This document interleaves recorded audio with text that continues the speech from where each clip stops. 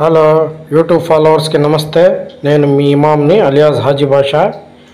Today మన topic ఈ నా గబ్బర్కి 5 months అండి. సో దీనికి నేను రెక్కలు కట్ చేస్తున్నాను. రెక్కలు పెరిగినాయి. సో చూడండి, తోక దగ్గర ఈ విధంగా రెక్కలు పెరిగినాయి. తోక కంటే ఎక్కువ పెరిగినాయి కాబట్టి తోక గడ్డం వస్తూ ఉన్నాయి.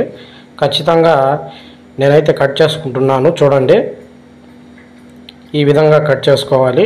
మనకు ఎంత కావాలో అంతే కట్ చేసుకోవాలి. దీనివల్ల కోడి యొక్క గ్రోత్నెస్ కూడా ఉంటుంది. సో పుంజు బాగా పెరుగుతుంది.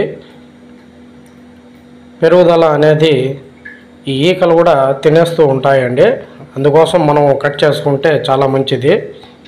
సో ఈ విధంగా జాగ్రత్తగా మనకు ఎంత కావాలో లిమిటేషన్గా కట్ చేసుకోవాలి. నాకు కొంచెమే కాబట్టి నేను కొంచెమే కట్ చేసుకుంటున్నాను.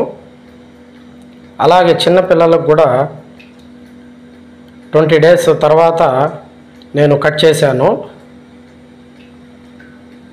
ఇప్పుడు 5 months వచ్చింది కాబట్టి కొంచెం అడ్డం వస్తూ ఉన్నాయి. అందుకోసం కట్ చేసుకుంటున్నాను. ఈ విధంగా మనం జాగ్రత్తగా కట్ చేసుకోవచ్చు. సో చూడండి ఎంత బాగా కట్ చేసుకుంటున్నాం మనం. ఈ విధంగా జాగ్రత్తగా కట్ చేసుకోవాలి. సో తప్పకుండా ఈ నా వీడియో మీకు నచ్చితే సబ్స్క్రైబ్ చేసుకోండి ప్లీజ్. సో చూడండి, కట్ చేసేసాను. సో ఇప్పుడు బాగా ఫ్రీగా ఉంది. దానికి టైల్ కూడా బాగా పెరుగుతుందండి అడ్డం లేకుండా ఉంటే. సో రెక్కలు అనేటివి అడ్డం ఉండకూడదు టైల్కి. సో బాగా టైల్ అనేది బాగా పెరుగుతుంది. గ్రోత్ కూడా బాగా ఉంటుంది.